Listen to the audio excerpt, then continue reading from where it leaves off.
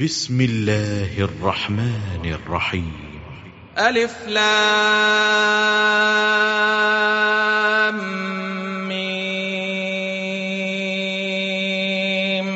ذلك الكتاب لا ريب فيه هدى للمتقين الذين يؤمنون بالغيب ويقيمون الصلاة ومما رزقناهم ينفقون والذين يؤمنون بما أنزل إليك وما أنزل من قبلك وبالآخرة هم يوقنون أولئك على هدى من ربهم وأولئك هم المفلحون. إن الذين كفروا سواء عليهم أأنذرتهم أم لم تنذرهم لا يؤمنون.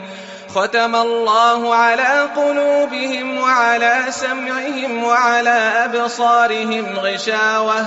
ولهم عذاب عظيم. ومن الناس من يقول آمنا بالله وباليوم الآخر وما هم بمؤمنين يخادعون الله والذين آمنوا وما يخدعون إلا أنفسهم وما يشعرون. في قلوبهم مرض فزادهم الله مرضا ولهم عذاب أليم بما كانوا يكذبون. وإذا قيل لهم لا تفسدوا في الأرض قالوا إنما نحن مصلحون ألا إنهم هم المفسدون ولكن لا يشعرون. وإذا قيل لهم آمنوا كما آمن الناس قالوا أنؤمن كما آمن السفهاء ألا إنهم هم السفهاء ولكن لا يعلمون. وإذا لقوا الذين آمنوا قالوا آمنا وإذا خلوا إلى شياطينهم قالوا إنا معكم إنما نحن مستهزئون. الله يستهزئ بهم ويمدهم في طغيانهم يعمهون. أولئك الذين اشتروا الضلالة بالهدى فما ربحت تجارتهم وما كانوا مهتدين. مثلهم كمثل الذي استوقد نارا فلما أضاءت ما حوله ذهب الله بنورهم وتركهم في ظلمات لا يبصرون. صم بكم عمي فهم لا يرجعون. أو كصيب من السماء فيه ظلمات ورعد وبرق يجعلون أصابعهم في آذانهم من الصواعق حذر الموت والله محيط بالكافرين. يكاد البرق يخطف أبصارهم كلما أضاء لهم مشوا فيه وإذا أظلم عليهم قاموا ولو شاء الله لذهب بسمعهم وأبصارهم إن الله على كل شيء قدير. يا أيها الناس اعبدوا ربكم الذي خلقكم والذين من قبلكم لعلكم تتقون. الذي جعل لكم الأرض فراشا والسماء بناء وأنزل من السماء ماء فأخرج به من الثمرات رزقا لكم فلا تجعلوا لله أندادا وأنتم تعلمون. وإن كنتم في ريب مما نزلنا على عبدنا فأتوا بسورة من مثله وادعوا شهداءكم من دون الله إن كنتم صادقين. فإن لم تفعلوا ولن تفعلوا فاتقوا النار التي وقودها الناس والحجارة أعدت للكافرين وبشر الذين آمنوا وعملوا الصالحات أن لهم جنات تجري من تحتها الأنهار كلما رزقوا منها من ثمرة رزقا قالوا هذا الذي رزقنا من قبل وأتوا به متشابها ولهم فيها أزواج مطهرة وهم فيها خالدون إن الله لا يستحيي أن يضرب مثلا ما بعوضة فما فوقها فأما الذين آمنوا فيعلمون أنه الحق من ربهم وأما الذين كفروا فيقولون ماذا أراد الله بهذا مثلا يضل به كثيرا ويهدي به كثيرا وما يضل به إلا الفاسقين الذين ينقضون عهد الله من بعد ميثاقه ويقطعون ما أمر الله به أن يوصل ويفسدون في الأرض أولئك هم الخاسرون كيف تكفرون بالله وكنتم أمواتا فأحياكم ثم يميتكم ثم يحييكم ثم إليه ترجعون هو الذي خلق لكم ما في الأرض جميعا ثم استوى إلى السماء فسواهن 7 سماوات وهو بكل شيء عليم وإذ قال ربك للملائكة إني جاعل في الأرض خليفة قالوا أتجعل فيها من يفسد فيها ويسفك الدماء ونحن نسبح بحمدك ونقدس لك قال إني أعلم ما لا تعلمون وعلم آدم الأسماء كلها ثم عرضهم على الملائكة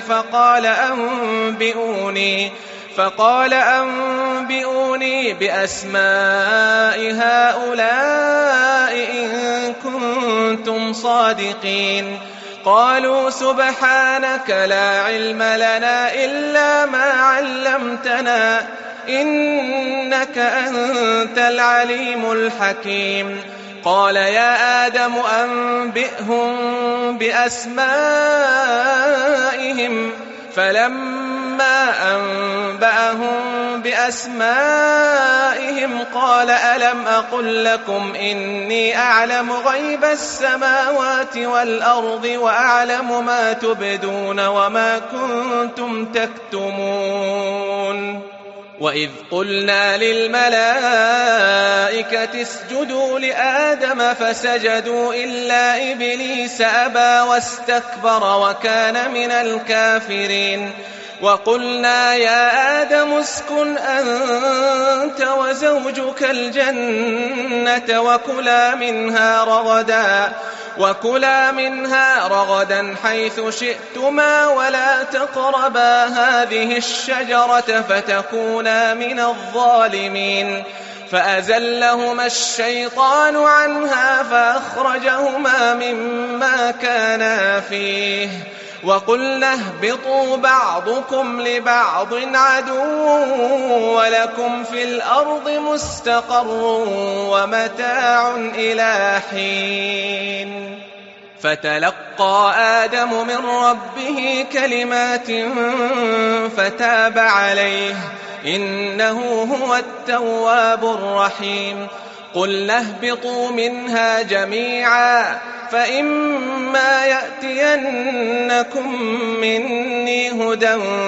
فمن تبع هداي فلا خوف عليهم ولا هم يحزنون والذين كفروا وكذبوا بآياتنا أولئك أصحاب النار هم فيها خالدون يا بني إسرائيل اذكروا نعمتي التي أنعمت عليكم وأوفوا بعهدي أوف بعهدكم وإياي فارهبون وآمنوا بما أنزلت مصدقا لما معكم ولا تكونوا أول كافر به ولا تشتروا بآياتي ثمنا قليلا وإياي فاتقون ولا تلبسوا الحق بالباطل وتكتموا الحق وأنتم تعلمون وأقيموا الصلاة وآتوا الزكاة واركعوا مع الراكعين أتأمرون الناس بالبر وتنسون أنفسكم وأنتم تتلون الكتاب أفلا تعقلون واستعينوا بالصبر والصلاة وإنها لكبيرة إلا على الخاشعين الذين يظنون أنهم ملاقو ربهم وأنهم إليه راجعون يا بني إسرائيل اذكروا نعمتي التي أنعمت عليكم وأني فضلتكم على العالمين واتقوا يوما لا تجزي نفس عن نفس شيئا ولا يقبل منها شفاعة ولا يؤخذ منها عدل ولا هم ينصرون وإذ نجيناكم من آل فرعون يسومونكم سوء العذاب يذبحون أبناءكم ويستحيون نساءكم وفي ذلكم بلاء من ربكم عظيم وإذ فرقنا بكم البحر فأنجيناكم وأغرقنا آل فرعون وأنتم تنظرون وإذ واعدنا موسى 40 ليلة ثم اتخذتم العجل من بعده وأنتم ظالمون ثم عفونا عنكم من بعد ذلك لعلكم تشكرون وإذ آتينا موسى الكتاب والفرقان لعلكم تهتدون وإذ قال موسى لقومه يا قوم إنكم ظلمتم أنفسكم باتخاذكم العجل فتوبوا إلى بارئكم فاقتلوا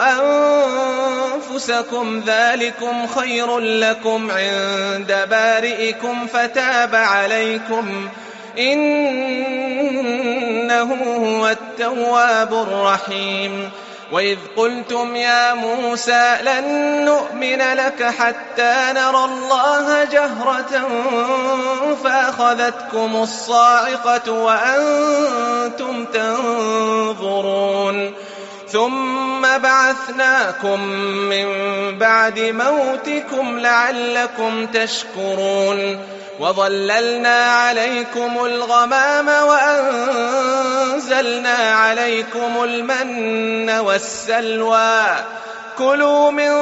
طيبات ما رزقناكم وما ظلمونا ولكن كانوا أنفسهم يظلمون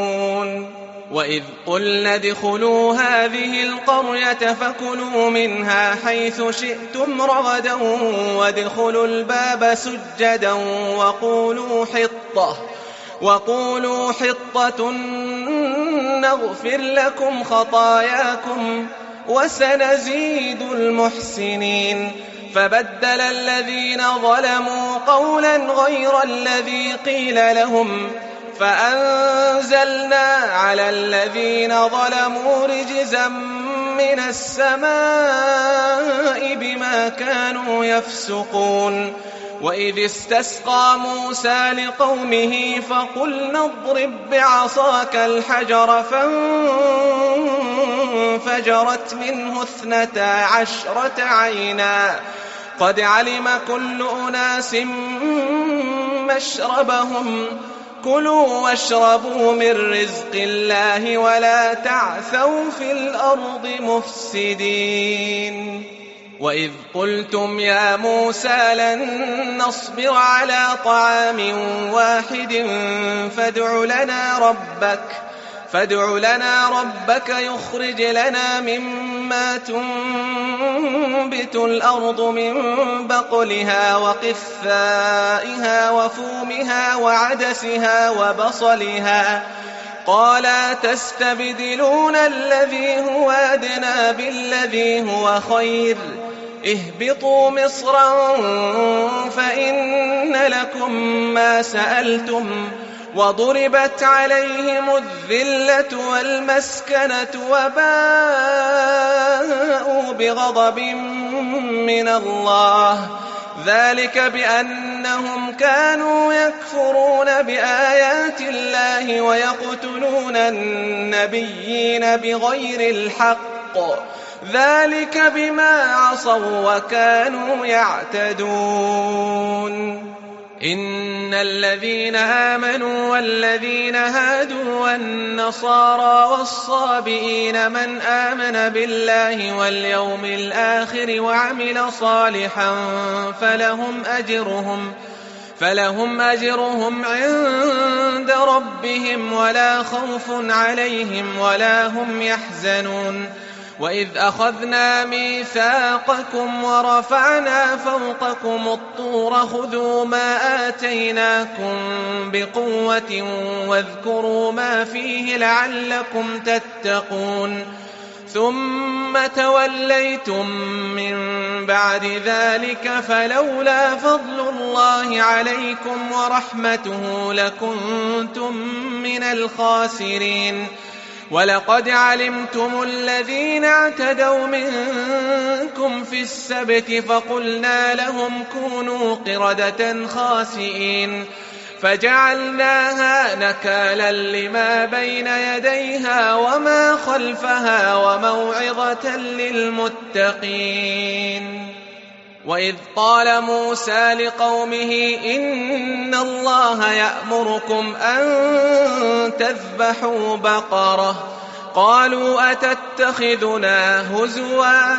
قال أعوذ بالله أن أكون من الجاهلين قالوا ادع لنا ربك يبين لنا ما هي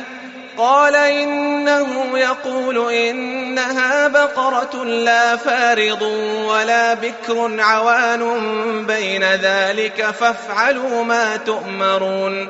قالوا ادع لنا ربك يبين لنا ما لونها قال إنه يقول إنها بقرة صفراء فاقع لونها تسر الناظرين قالوا ادع لنا ربك يبين لنا ما هي إن البقرة شابه علينا وإنا إن شاء الله لمهتدون قال إنه يقول إنها بقرة لا ذلول تثير الأرض ولا تسقي الحرث مسلمة لا شية فيها قالوا الآن جئت بالحق فذبحوها وما كادوا يفعلون وإذ قتلتم نفسا فادارأتم فيها والله مخرج ما كنتم تكتمون فقلنا اضربوه ببعضها كذلك يحيي الله الموتى ويريكم آياته لعلكم تعقلون ثم قست قلوبكم من بعد ذلك فهي كالحجارة أو أشد قسوة وإن من الحجارة لما يتفجر منه الأنهار وإن منها لما يشقق فيخرج منه الماء وإن منها لما يهبط من خشية الله وما الله بغافل عما تعملون أفتطمعون أن يؤمنوا لكم وقد كان فريق منهم يسمعون كلام الله ثم يحرفونه من بعد ما عقلوه وهم يعلمون وإذا لقوا الذين آمنوا قالوا آمنا وإذا خلا بعضهم إلى بعض قالوا أتحدثونهم بما فتح الله عليكم ليحاجوكم به عند ربكم أفلا تعقلون أولا يعلمون أن الله يعلم ما يسرون وما يعلنون ومنهم أميون لا يعلمون الكتاب إلا أماني وإن هم إلا يظنون فويل للذين يكتبون الكتاب بأيديهم ثم يقولون هذا من عند الله ليشتروا به ثمنا قليلا فويل لهم مما كتبت أيديهم وويل لهم مما يكسبون وقالوا لن تمسنا النار إلا أياما معدودة قل أتخذتم عند الله عهدا فلن يخلف الله عهده أم تقولون على الله ما لا تعلمون بلى من كسب سيئة وأحاطت به خطيئته فأولئك أصحاب النار هم فيها خالدون والذين آمنوا وعملوا الصالحات أولئك أصحاب الجنة هم فيها خالدون وإذ أخذنا ميثاق بني إسرائيل لا تعبدون إلا الله وبالوالدين إحسانا وذي القربى واليتامى والمساكين وقولوا للناس حسنا وأقيموا الصلاة وآتوا الزكاة ثم توليتم إلا قليلا منكم وأنتم معرضون وإذ أخذنا ميثاقكم لا تسفكون دماءكم ولا تخرجون أنفسكم من دياركم ثم أقررتم وأنتم تشهدون ثم أنتم هؤلاء تقتلون أنفسكم وتخرجون فريقا منكم من ديارهم تظاهرون عليهم بالإثم والعدوان وإن يأتوكم أسارى تفادوهم وهو محرم عليكم إخراجهم أفتؤمنون ببعض الكتاب وتكفرون ببعض فما جزاء من يفعل ذلك منكم إلا خزي في الحياة الدنيا ويوم القيامة يردون إلى أشد العذاب وما الله بغافل عما تعملون أولئك الذين اشتروا الحياة الدنيا بالآخرة فلا يخفف عنهم العذاب ولا هم ينصرون ولقد آتينا موسى الكتاب وقفينا من بعده بالرسل وآتينا عيسى ابن مريم البينات وأيدناه بروح القدس أفكلما جاءكم رسول بما لا تهوى أنفسكم استكبرتم ففريقا كذبتم وفريقا تقتلون وقالوا قلوبنا غلف بل لعنهم الله بكفرهم فقليلا ما يؤمنون ولما جاءهم كتاب من عند الله مصدق لما معهم وكانوا من قبل يستفتحون على الذين كفروا فلما جاءهم ما عرفوا كفروا به فلعنة الله على الكافرين بئس ما اشتروا به أنفسهم أن يكفروا بما أنزل الله بغيا أن ينزل الله من فضله على من يشاء من عباده فباءوا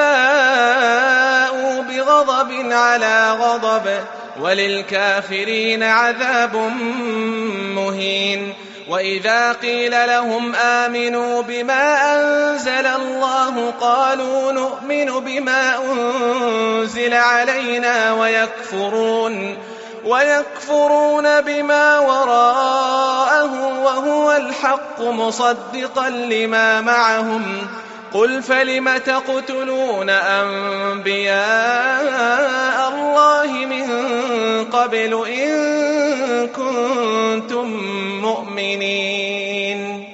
ولقد جاءكم موسى بالبينات ثم اتخذتم العجل من بعده وأنتم ظالمون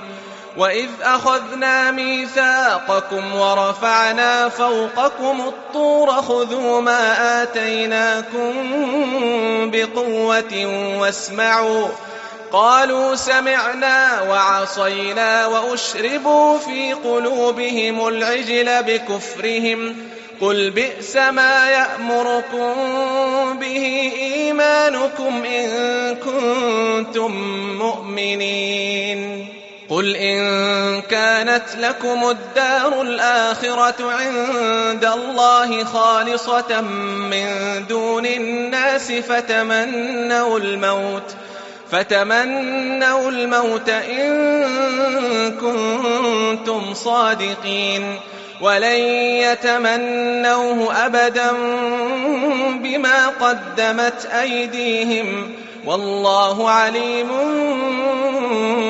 بالظالمين ولتجدنهم أحرص الناس على حياة ومن الذين أشركوا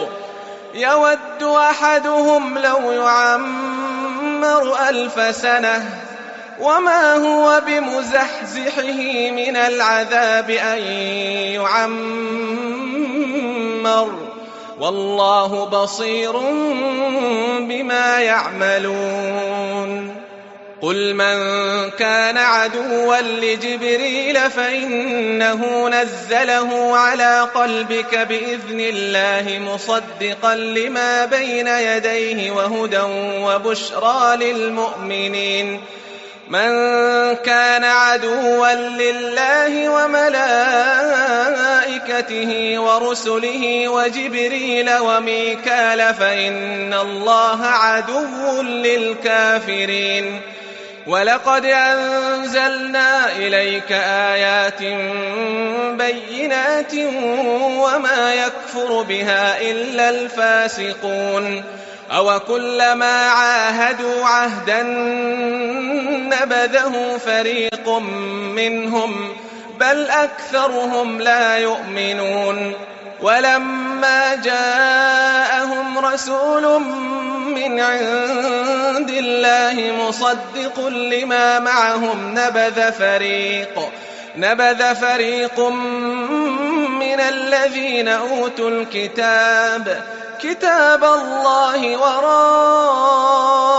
ظهورهم كأنهم لا يعلمون واتبعوا ما تتلو الشياطين على ملك سليمان وما كفر سليمان ولكن الشياطين كفروا يعلمون الناس السحر وما أنزل على الملكين ببابل هاروت وماروت وما يعلمان من أحد حتى يقولا إنما نحن فتنة فلا تكفر فيتعلمون منهما ما يفرقون به بين المرء وزوجه وما هم بضارين به من أحد إلا بإذن الله ويتعلمون ما يضرهم ولا ينفعهم ولقد علموا لمن اشتراه ما له في الآخرة من خلاق ولبئس ما شروا به أنفسهم لو كانوا يعلمون ولو أنهم آمنوا واتقوا لمثوبة من عند الله خير لو كانوا يعلمون يا أيها الذين آمنوا لا تقولوا راعنا وقولوا انظرنا واسمعوا وللكافرين عذاب أليم ما يود الذين كفروا من أهل الكتاب ولا المشركين أن ينزل عليكم من خير من ربكم والله يختص برحمته من يشاء والله ذو الفضل العظيم ما ننسخ من آية أو ننسها نأت بخير منها أو مثلها ألم تعلم أن الله على كل شيء قدير ألم تعلم أن الله له ملك السماوات والأرض وما لكم من دون الله من ولي ولا نصير أم تريدون أن تسألوا رسولكم كما سئل موسى من قبل ومن يتبدل الكفر بالإيمان فقد ضل سواء السبيل ود كثير من أهل الكتاب لو يردونكم من بعد إيمانكم كفارا حسدا من عند أنفسهم من بعد ما تبين لهم الحق فاعفوا واصفحوا حتى يأتي الله بأمره إن الله على كل شيء قدير وأقيموا الصلاة وآتوا الزكاة وما تقدموا لأنفسكم من خير تجدوه عند الله إن الله بما تعملون بصير وقالوا لن يدخل الجنة إلا من كان هودا أو نصارى تلك أمانيهم قل هاتوا برهانكم إن كنتم صادقين بلى من أسلم وجهه لله وهو محسن فله أجره عند ربه ولا خوف عليهم ولا هم يحزنون وقالت اليهود ليست النصارى على شيء وقالت النصارى ليست اليهود على شيء وهم يتلون الكتاب كذلك قال الذين لا يعلمون مثل قولهم فالله يحكم بينهم يوم القيامة فيما كانوا فيه يختلفون ومن أظلم ممن منع مساجد الله أن يذكر فيها اسمه وسعى في خرابها أولئك ما كان لهم أن يدخلوها إلا خائفين لهم في الدنيا خزي ولهم في الآخرة عذاب عظيم ولله المشرق والمغرب فأينما تولوا فثم وجه الله إن الله واسع عليم وقالوا اتخذ الله ولدا سبحانه بل له ما في السماوات والأرض كل له قانتون بديع السماوات والأرض وإذا قضى أمرا فإنما يقول له كن فيكون وقال الذين لا يعلمون لولا يكلمنا الله أو تأتينا آية كذلك قال الذين من قبلهم مثل قولهم تشابهت قلوبهم قد بينا الآيات لقوم يوقنون إنا أرسلناك بالحق بشيرا ونذيرا ولا تسأل عن أصحاب الجحيم ولن ترضى عنك اليهود ولا النصارى حتى تتبع ملتهم قل إن هدى الله هو الهدى ولئن اتبعت أهواءهم بعد الذي جاءك من العلم ما لك من الله من ولي ولا نصير الذين آتيناهم الكتاب يتلونه حق تلاوته أولئك يؤمنون به ومن يكفر به فأولئك هم الخاسرون يا بني إسرائيل اذكروا نعمتي التي أنعمت عليكم وأني فضلتكم على العالمين واتقوا يوما لا تجزي نفس عن نفس شيئا ولا يقبل منها عدل ولا تنفعها شفاعة ولا هم ينصرون وإذ ابتلى إبراهيم ربه بكلمات فأتمهن قال إني جاعلك للناس إماما قال ومن ذريتي قال لا ينال عهد الظالمين وإذ جعلنا البيت مثابة للناس وأمنا واتخذوا من مقام إبراهيم مصلى وعهدنا إلى إبراهيم وإسماعيل أن طهرا بيتي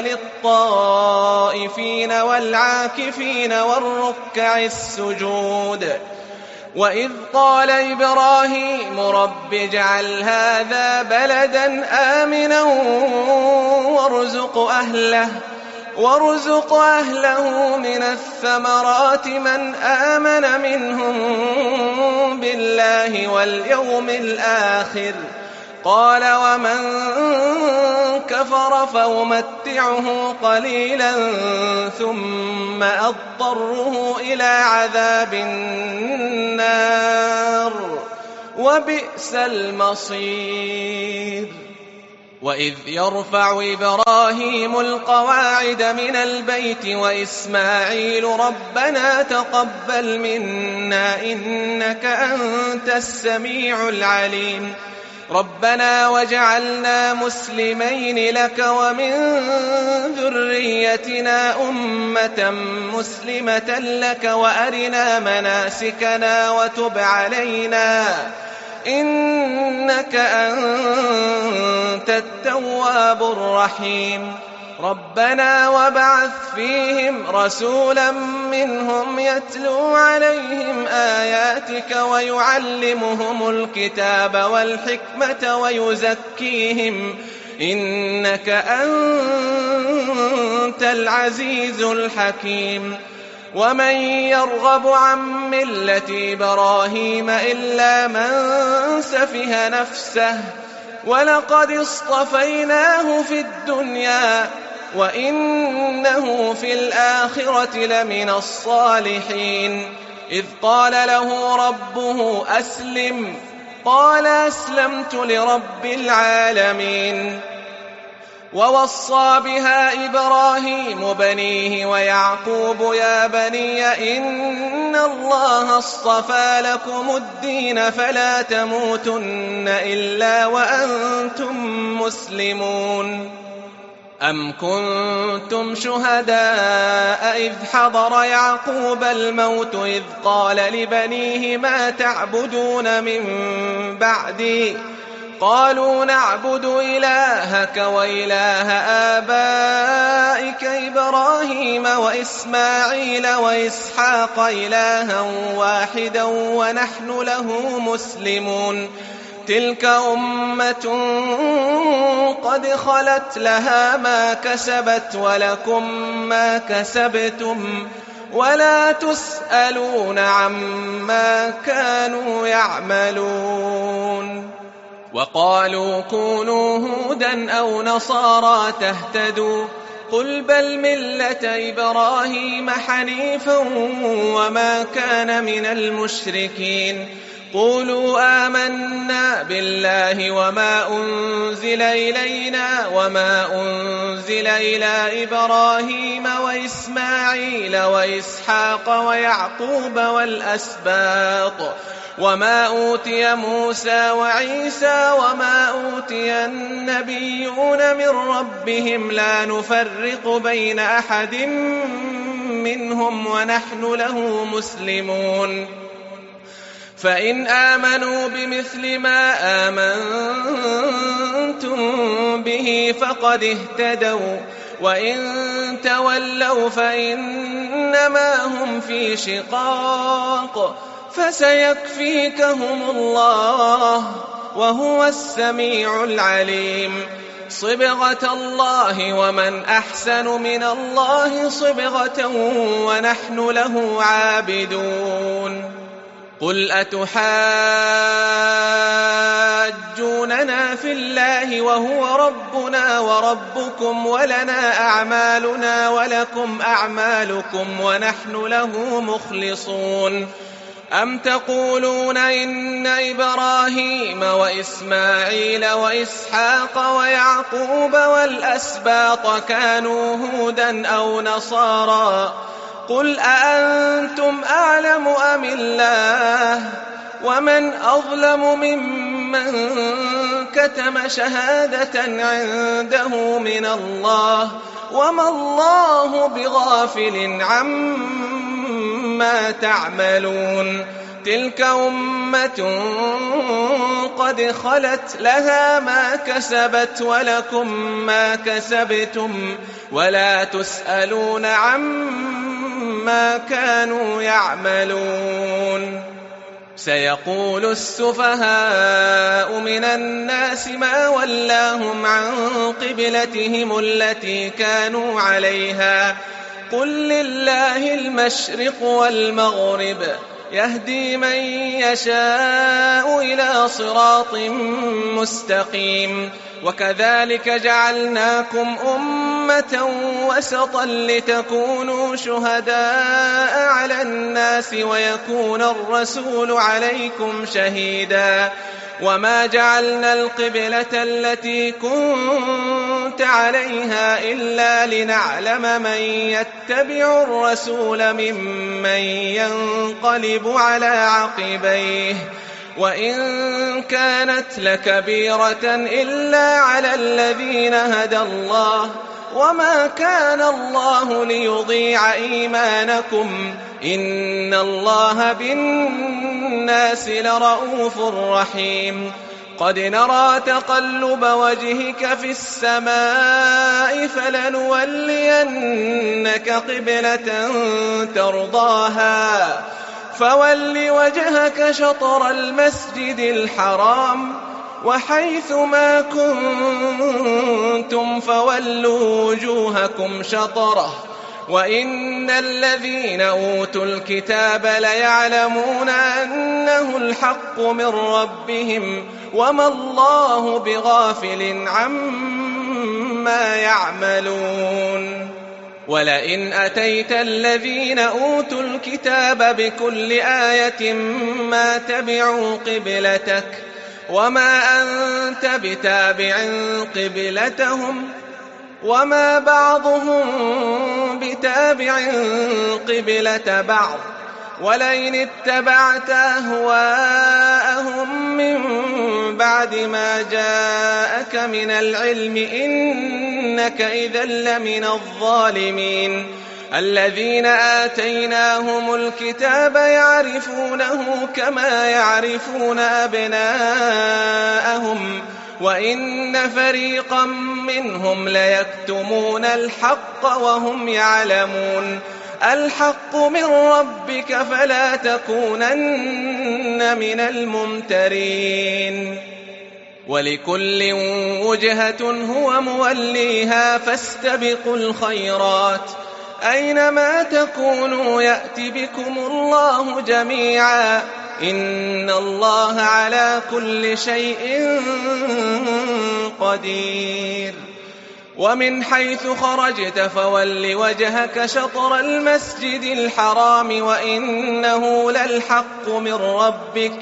وما الله بغافل عما تعملون ومن حيث خرجت فول وجهك شطر المسجد الحرام وحيث ما كنتم فولوا وجوهكم شطره لئلا يكون للناس عليكم حجة إلا الذين ظلموا منهم فلا تخشوهم واخشوني ولأتم نعمتي عليكم ولعلكم تهتدون كما أرسلنا فيكم رسولا منكم يتلو عليكم آياتنا ويزكيكم ويعلمكم الكتاب والحكمة ويعلمكم ما لم تكونوا تعلمون فاذكروني أذكركم واشكروا لي ولا تكفرون يا أيها الذين آمنوا استعينوا بالصبر والصلاة إن الله مع الصابرين ولا تقولوا لمن يقتل في سبيل الله أموات بل أحياء ولكن لا تشعرون ولنبلونكم بشيء من الخوف والجوع ونقص من الأموال والأنفس والثمرات وبشر الصابرين الذين إذا أصابتهم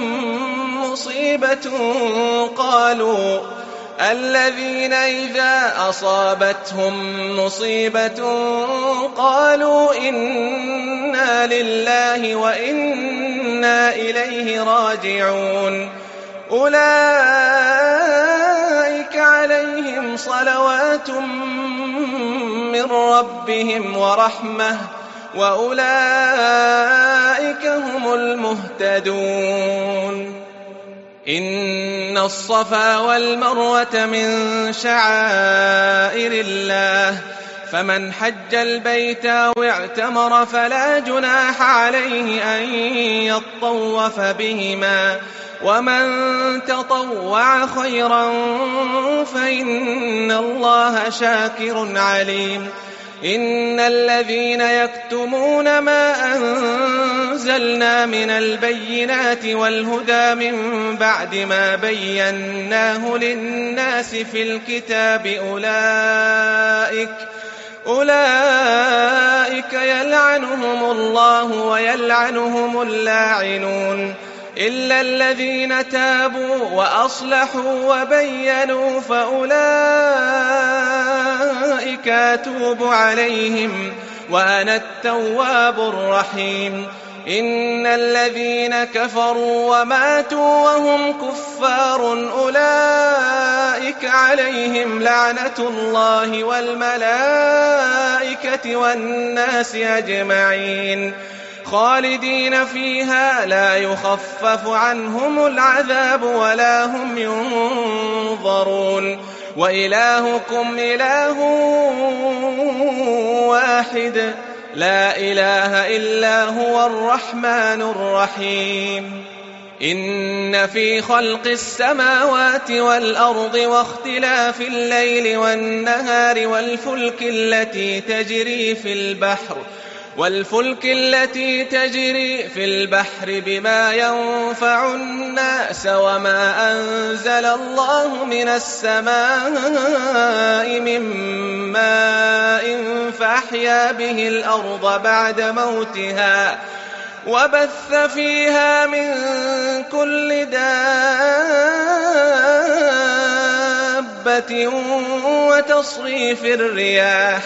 وتصريف الرياح والسحاب المسخر بين السماء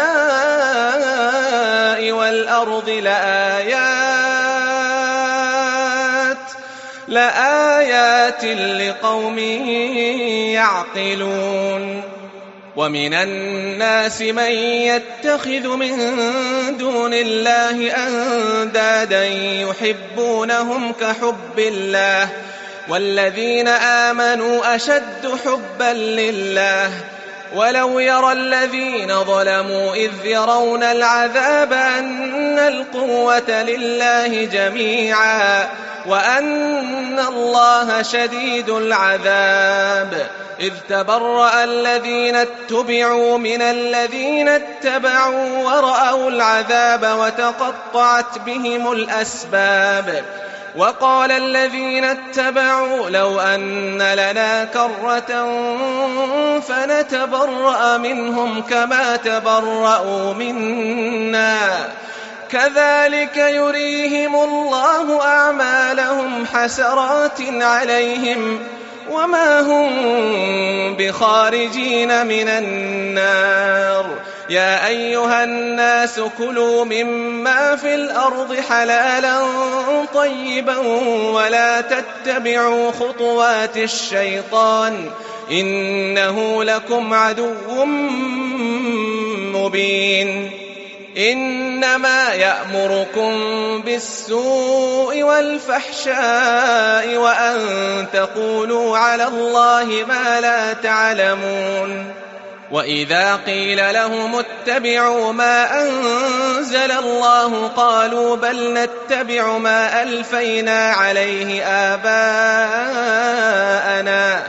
أولو كان آباؤهم لا يعقلون شيئا ولا يهتدون. ومثل الذين كفروا كمثل الذي ينعق بما لا يسمع إلا دعاء ونداء صم بكم عمي فهم لا يعقلون. يا أيها الذين آمنوا كلوا من طيبات ما رزقناكم واشكروا لله إن كنتم إياه تعبدون. إنما حرم عليكم الميتة والدم ولحم الخنزير وما أهل به لغير الله فمن اضطر غير باغ ولا عاد فلا إثم عليه إن الله غفور رحيم. إن الذين يكتمون ما أنزل الله من الكتاب ويشترون به ثمنا قليلا أولئك ما يأكلون في بطونهم إلا النار ولا يكلمهم الله يوم القيامة ولا يزكيهم ولهم عذاب أليم. أولئك الذين اشتروا الضلالة بالهدى والعذاب بالمغفرة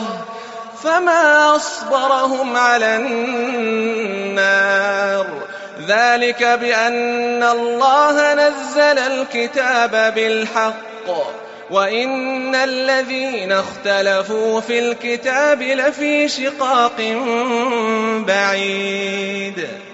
ليس البر أن تولوا وجوهكم قبل المشرق والمغرب ولكن البر من آمن بالله واليوم الآخر والملائكة والكتاب والنبيين وآتى المال على حبه ذوي القربى واليتامى والمساكين وابن السبيل والسائلين وفي الرقاب وأقام الصلاة وآتى الزكاة والموفون بعهدهم إذا عاهدوا والصابرين في البأساء والضراء وحين البأس. أولئك الذين صدقوا وأولئك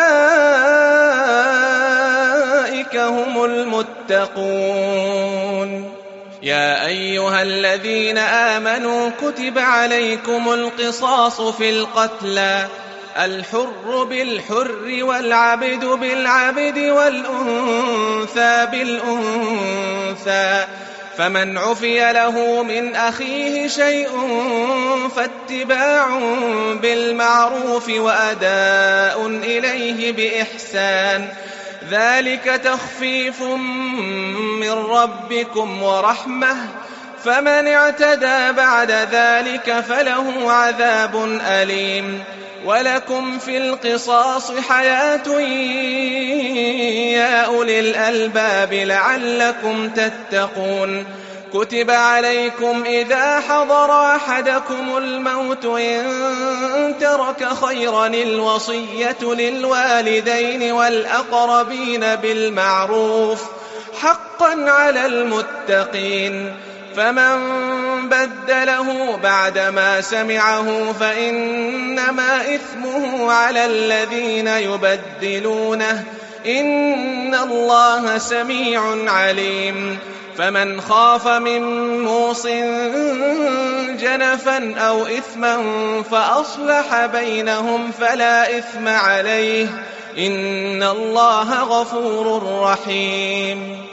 يا أيها الذين آمنوا كتب عليكم الصيام كما كتب على الذين من قبلكم لعلكم تتقون أياما معدودات فمن كان منكم مريضا أو على سفر فعدة من أيام أخر وعلى الذين يطيقونه فدية طعام مسكين فمن تطوع خيرا فهو خير له وأن تصوموا خير لكم إن كنتم تعلمون.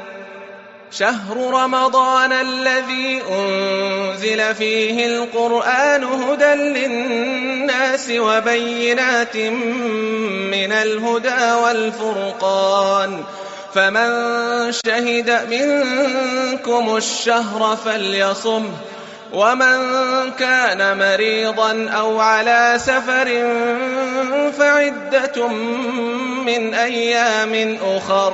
يريد الله بكم اليسر ولا يريد بكم العسر ولتكملوا العدة ولتكبروا الله على ما هداكم ولعلكم تشكرون. وإذا سألك عبادي عني فإني قريب أجيب دعوة الداعي إذا دعان فليستجيبوا لي وليؤمنوا بي لعلهم يرشدون. أحل لكم ليلة الصيام الرفث إلى نسائكم هن لباس لكم وأنتم لباس لهن علم الله أنكم كنتم تختانون أنفسكم فتاب عليكم وعفى عنكم فالآن باشروهن وابتغوا ما كتب الله لكم وكلوا واشربوا حتى يتبين لكم الخيط الأبيض من الخيط الأسود من الفجر ثم أتموا الصيام إلى الليل ولا تباشروهن وأنتم عاكفون في المساجد تلك حدود الله فلا تقربوها كذلك يبين الله آياته للناس لعلهم يتقون. ولا تأكلوا أموالكم بينكم بالباطل وتدلوا بها إلى الحكام لتأكلوا فريقا من أموال الناس بالإثم وأنتم تعلمون. يسألونك عن الأهلة قل هي مواقيت للناس والحج وليس البر بأن تأتوا البيوت من ظهورها ولكن البر من اتقى وأتوا البيوت من أبوابها واتقوا الله لعلكم تفلحون. وقاتلوا في سبيل الله الذين يقاتلونكم ولا تعتدوا إن الله لا يحب المعتدين. واقتلوهم حيث ثقفتموهم وأخرجوهم من حيث أخرجوكم والفتنة أشد من القتل ولا تقاتلوهم عند المسجد الحرام حتى يقاتلوكم فيه فإن قاتلوكم فاقتلوهم كذلك جزاء الكافرين فإن انتهوا فإن الله غفور رحيم. وقاتلوهم حتى لا تكون فتنة ويكون الدين لله فإن انتهوا فلا عدوان إلا على الظالمين. الشهر الحرام بالشهر الحرام والحرمات قصاص فمن اعتدى عليكم فاعتدوا عليه بمثل ما اعتدى عليكم واتقوا الله واعلموا أن الله مع المتقين. وأنفقوا في سبيل الله ولا تلقوا بأيديكم إلى التهلكة وأحسنوا إن الله يحب المحسنين. وأتموا الحج والعمرة لله فإن أحصرتم فما استيسر من الهدي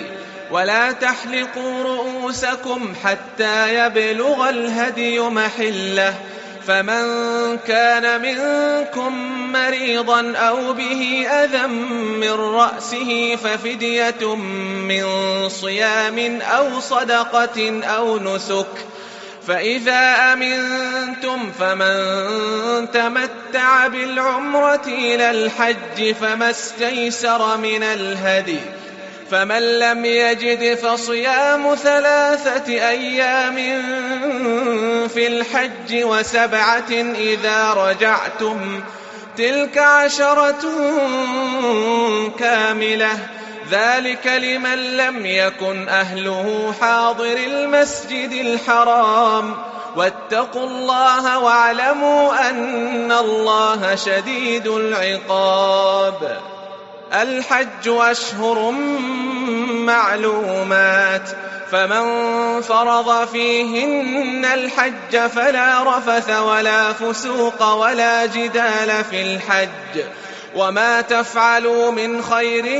يعلمه الله وتزودوا فإن خير الزاد التقوى واتقون يا أولي الألباب ليس عليكم جناح أن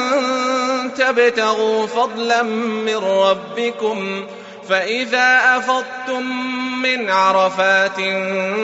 فاذكروا الله عند المشعر الحرام واذكروه كما هداكم وإن كنتم من قبله لمن الضالين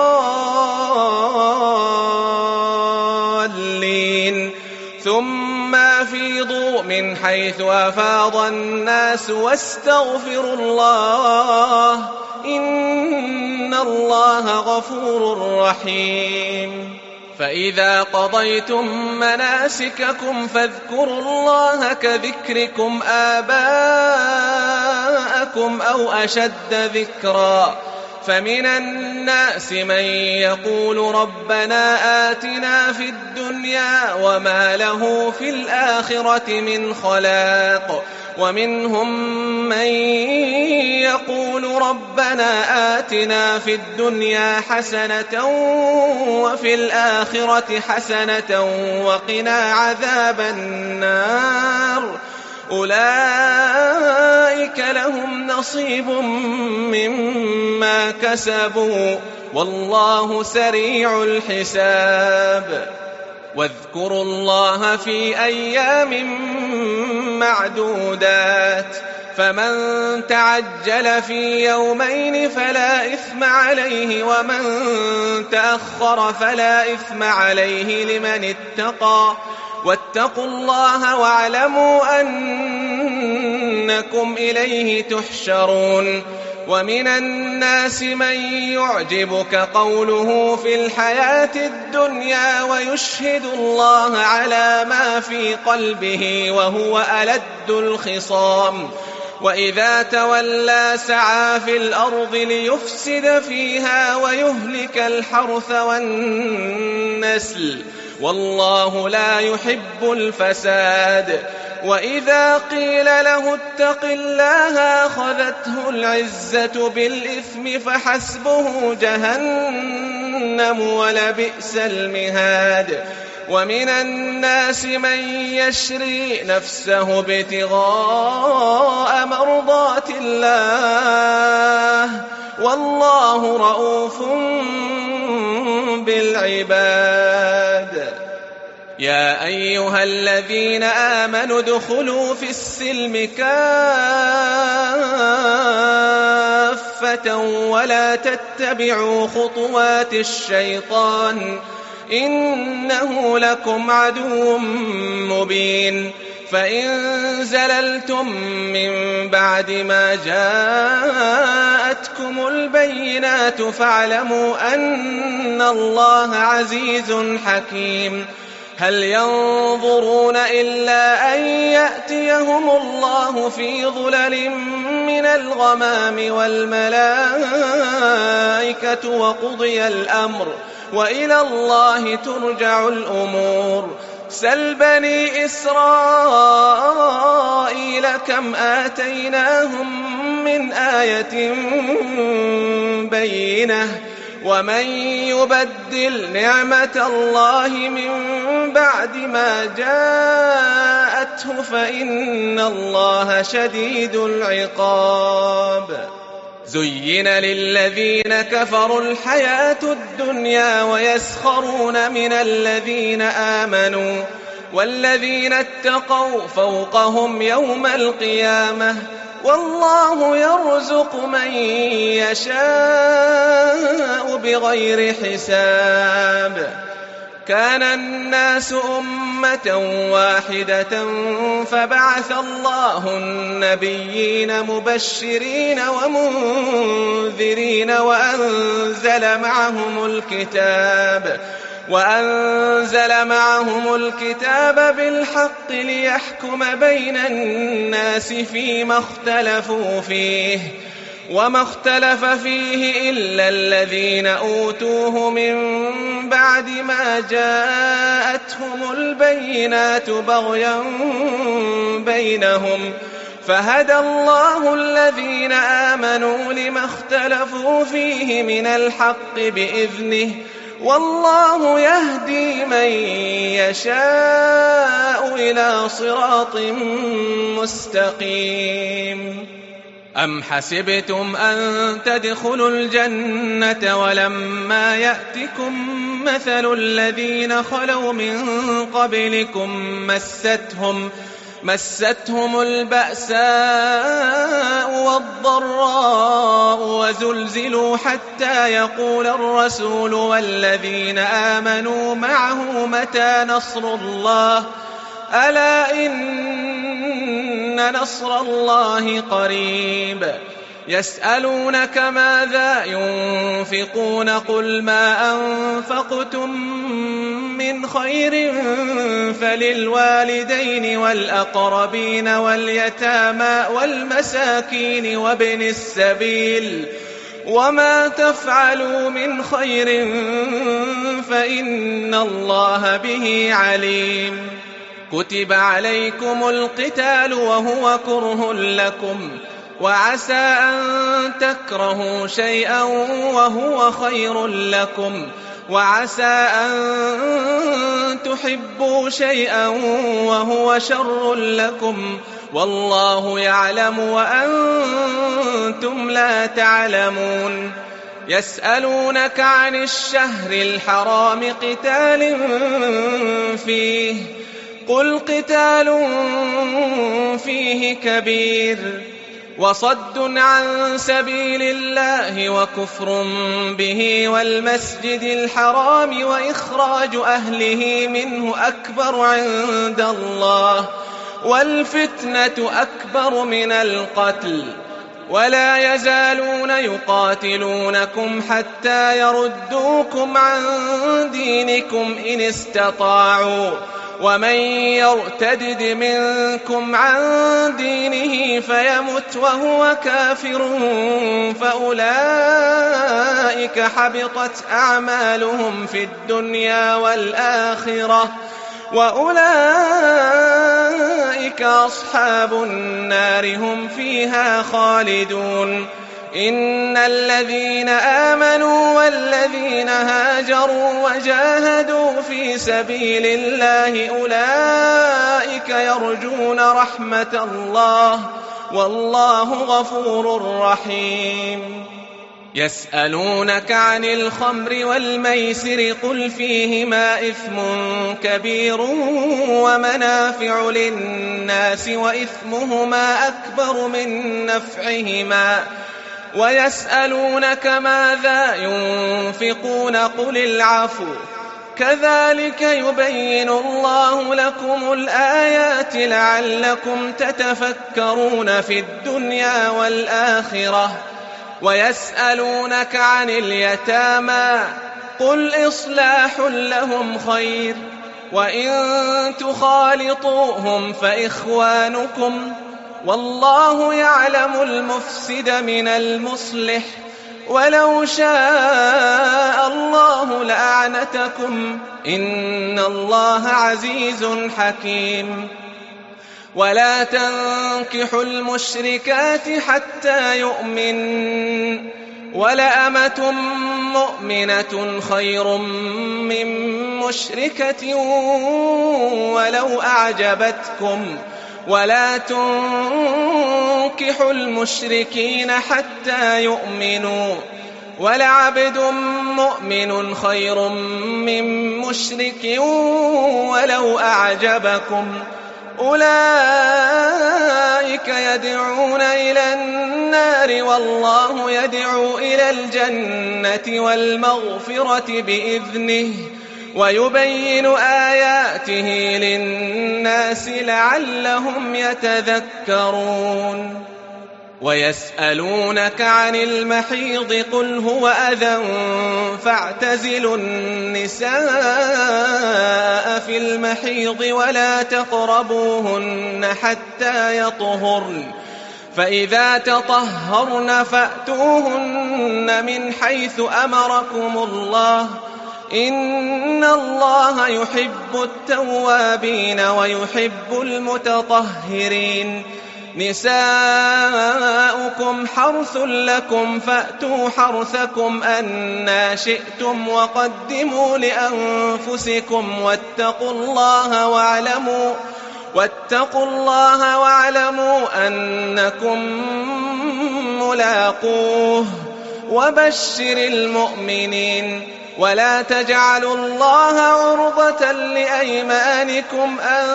تبروا وتتقوا وتصلحوا بين الناس والله سميع عليم لا يؤاخذكم الله باللغو في أيمانكم ولكن يؤاخذكم بما كسبت قلوبكم والله غفور حليم للذين يؤلون من نسائهم تربص 4 أشهر فإن فاءوا فإن الله غفور رحيم وإن عزموا الطلاق فإن الله سميع عليم والمطلقات يتربصن بأنفسهن 3 قروء ولا يحل لهن أن يكتمن ما خلق الله في أرحامهن إن كن يؤمن بالله واليوم الآخر وبعولتهن حق بردهن في ذلك إن أرادوا إصلاحا ولهن مثل الذي عليهن بالمعروف وللرجال عليهن درجة والله عزيز حكيم الطلاق 2 فإمساك بمعروف أو تسريح بإحسان ولا يحل لكم أن تأخذوا مما آتيتموهن شيئا إلا أن يخافا ألا يقيما حدود الله فإن خفتم ألا يقيما حدود الله فلا جناح عليهما فيما افتدت به تلك حدود الله فلا تعتدوها ومن يتعد حدود الله فأولئك هم الظالمون فإن طلقها فلا تحل له من بعد حتى تنكح زوجا غيره فإن طلقها فلا جناح عليهما أن يتراجعا إن ظنا أن يقيما حدود الله وتلك حدود الله يبينها لقوم يعلمون وإذا طلقتم النساء فبلغن أجلهن فأمسكوهن بمعروف أو سرحوهن بمعروف ولا تمسكوهن ضرارا لتعتدوا ومن يفعل ذلك فقد ظلم نفسه ولا تتخذوا آيات الله هزوا واذكروا نعمة الله عليكم وما أنزل عليكم من الكتاب والحكمة يعظكم به واتقوا الله واعلموا أن الله بكل شيء عليم وإذا طلقتم النساء فبلغن أجلهن فلا تعضلوهن أن ينكحن أزواجهن إذا تراضوا بينهم بالمعروف ذلك يوعظ به من كان منكم يؤمن بالله واليوم الآخر ذلكم أزكى لكم وأطهر والله يعلم وأنتم لا تعلمون والوالدات يرضعن أولادهن حولين كاملين لمن أراد أن يتم الرضاعة، وعلى المولود له رزقهن وكسوتهن بالمعروف، لا تكلف نفس إلا وسعها، لا تضار والدة بولدها ولا مولود له بولده، وعلى الوارث مثل ذلك، فإن أرادا فصالا عن تراض منهما وتشاور فلا جناح عليهما. وإن أردتم أن تسترضعوا أولادكم فلا جناح عليكم إذا سلمتم ما آتيتم بالمعروف، واتقوا الله واعلموا أن الله بما تعملون بصير. والذين يتوفون منكم ويذرون أزواجا يتربصن بأنفسهن 4 أشهر و10، فإذا بلغن أجلهن فلا جناح عليكم فيما فعلن في أنفسهن بالمعروف، والله بما تعملون خبير. ولا جناح عليكم فيما عرضتم به من خطبة النساء أو أكننتم في أنفسكم، علم الله أنكم ستذكرونهن ولكن لا تواعدوهن سرا إلا أن تقولوا قولا معروفا، ولا تعزموا عقدة النكاح حتى يبلغ الكتاب أجله، واعلموا أن الله يعلم ما في أنفسكم فاحذروه، واعلموا أن الله غفور حليم. لا جناح عليكم إن طلقتم النساء ما لم تمسوهن أو تفرضوا لهن فريضة،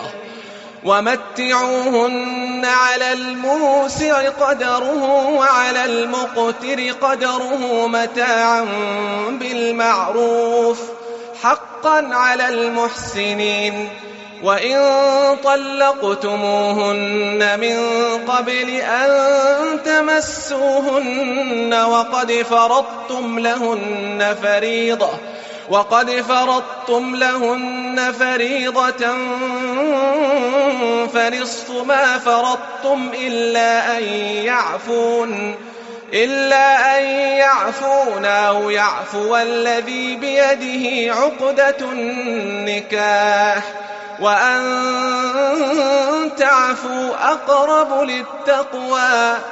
ولا تنسوا الفضل بينكم، إن الله بما تعملون بصير.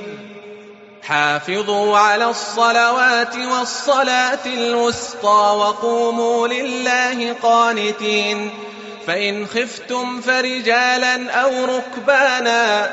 فإذا أمنتم فاذكروا الله كما علمكم ما لم تكونوا تعلمون. والذين يتوفون منكم ويذرون أزواجا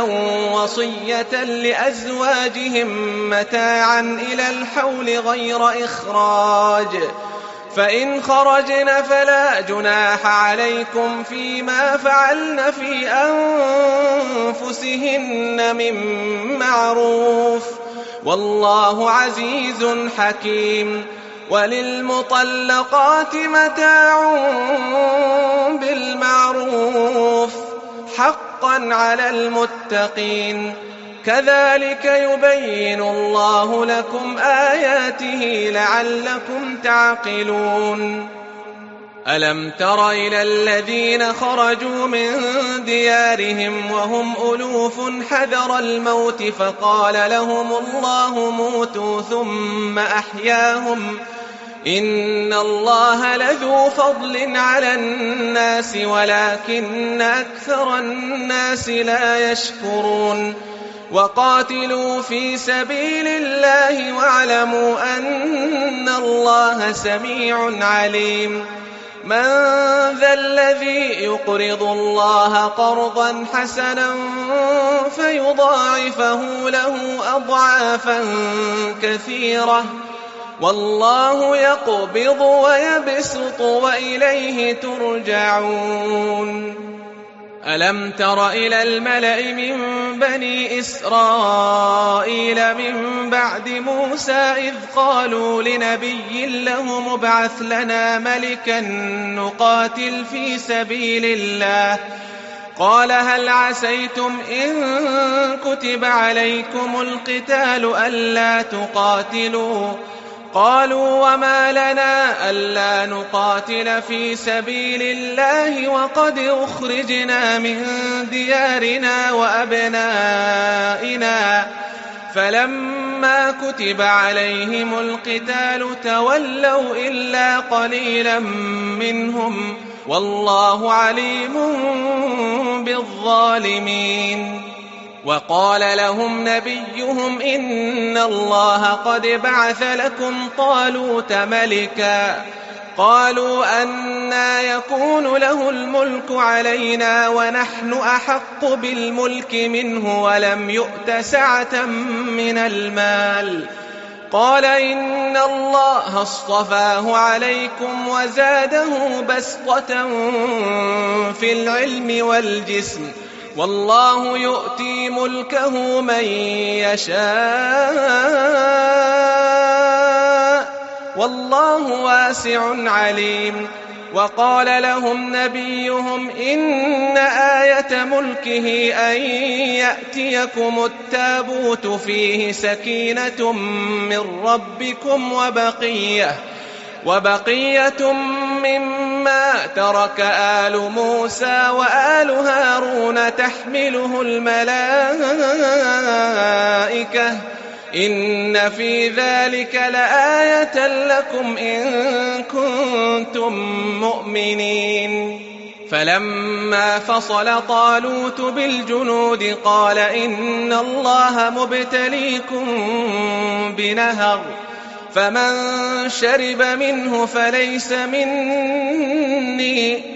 ومن لم يطعمه فإنه مني إلا من اغترف غرفة بيده فشربوا منه إلا قليلا منهم فلما جاوزه هو والذين آمنوا معه قالوا لا طاقة لنا اليوم بجالوت وجنوده قال الذين يظنون أنهم ملاقوا الله كم من فئة قليلة غلبت فئة كثيرة بإذن الله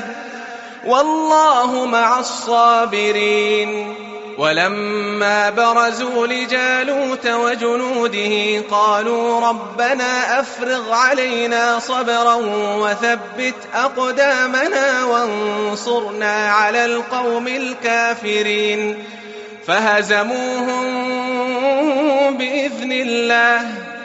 وقتل داود جالوت وآتاه الله الملك والحكمة وعلمه مما يشاء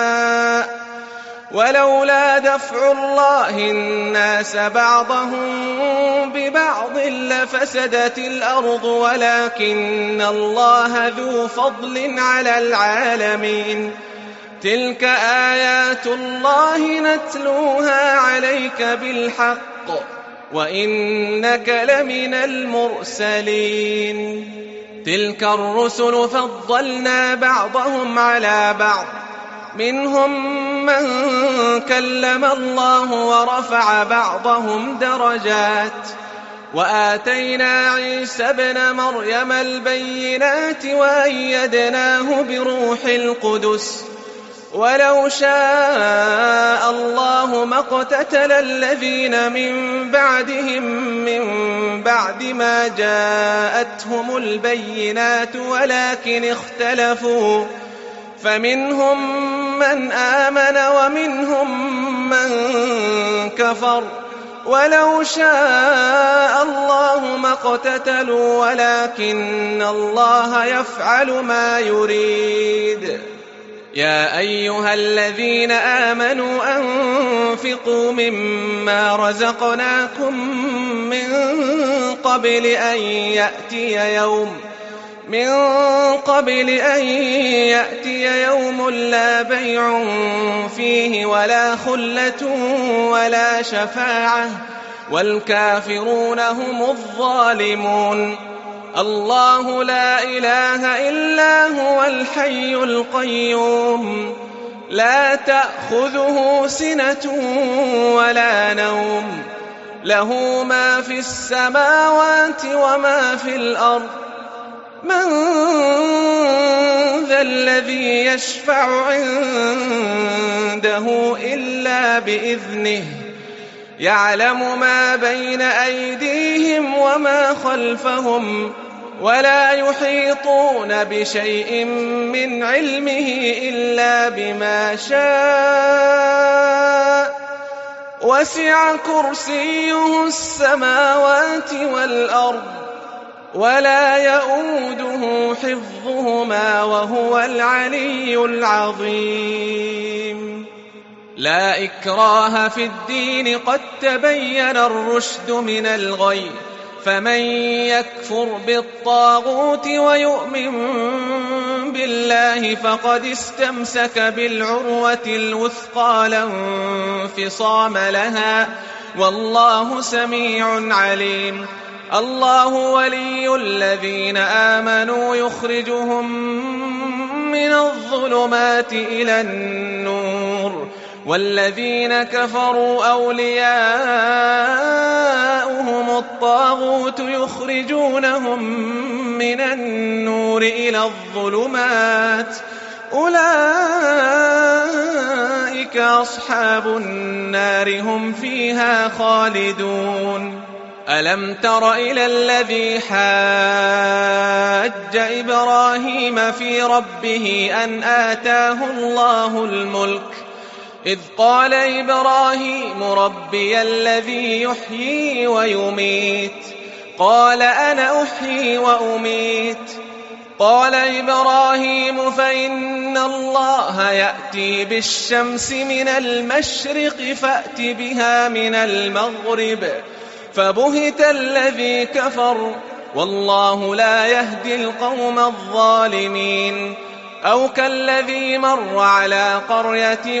وهي خاوية على عروشها قال أنى يحيي هذه الله بعد موتها فأماته الله 100 عام ثم بعثه قال كم لبثت قال لبثت يوما أو بعض يوم قال بل لبثت 100 عام فانظر إلى طعامك وشرابك لم يتسنه وانظر إلى حمارك ولنجعلك آية للناس وانظر إلى العظام كيف ننشزها ثم نكسوها لحما فلما تبين له قال أعلم أن الله على كل شيء قدير. وإذ قال إبراهيم رب أرني كيف تحيي الموتى قال أولم تؤمن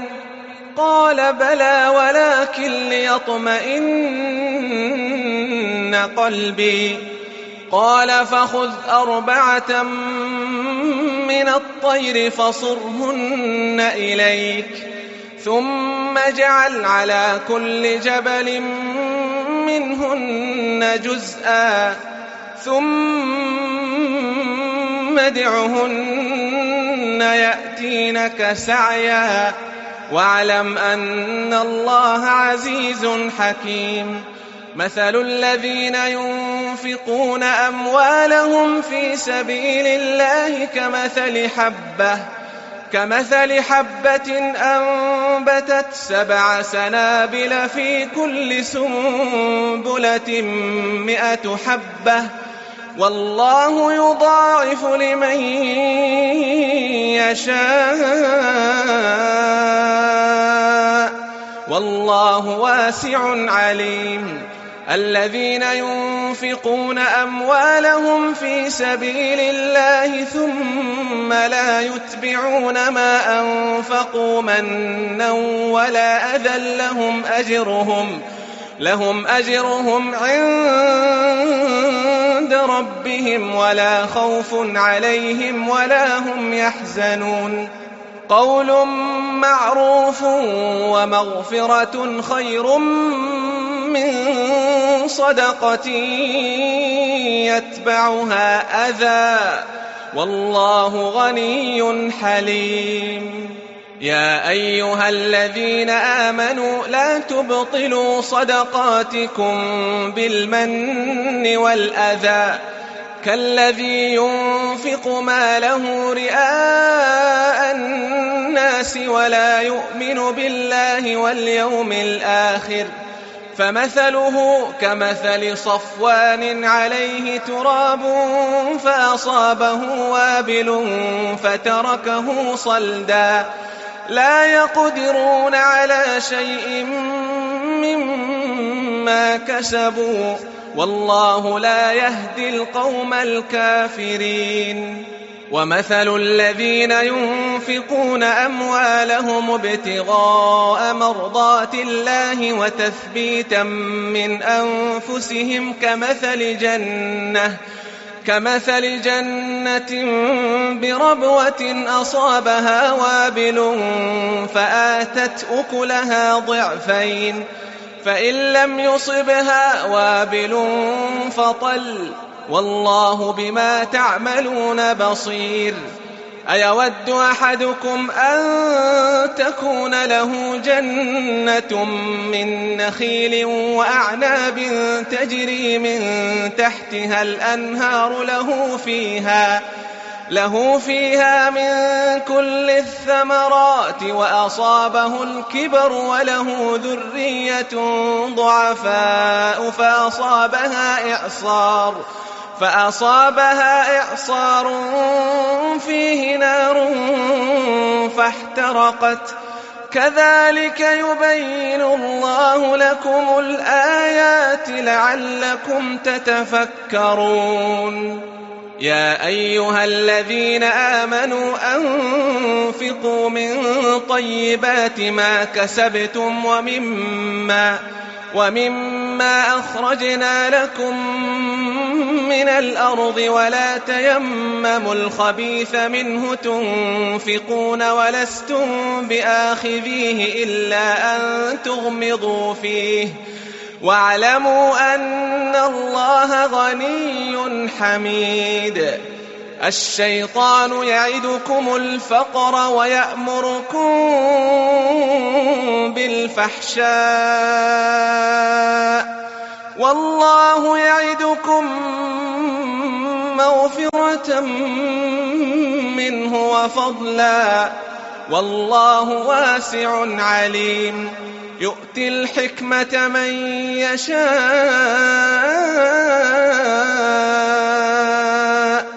ومن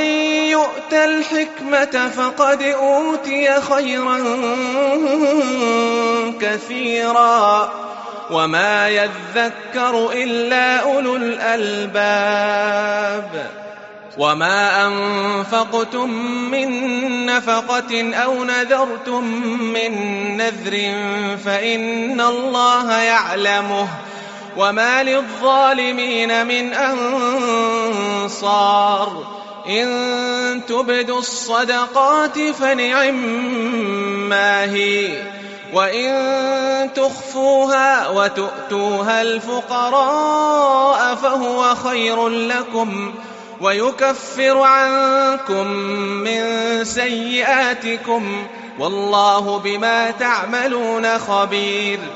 ليس عليك هداهم ولكن الله يهدي من يشاء وما تنفقوا من خير فلأنفسكم وما تنفقون إلا ابتغاء وجه الله وما تنفقوا من خير يوفى إليكم وأنتم لا تظلمون للفقراء الذين أحصروا في سبيل الله لا يستطيعون ضربا في الأرض يحسبهم الجاهل أغنياء من التعفف تعرفهم بسيماهم لا يسألون الناس إلحافا وما تنفقوا من خير فإن الله به عليم الذين ينفقون أموالهم بالليل والنهار سرا وعلانية فلهم أجرهم عند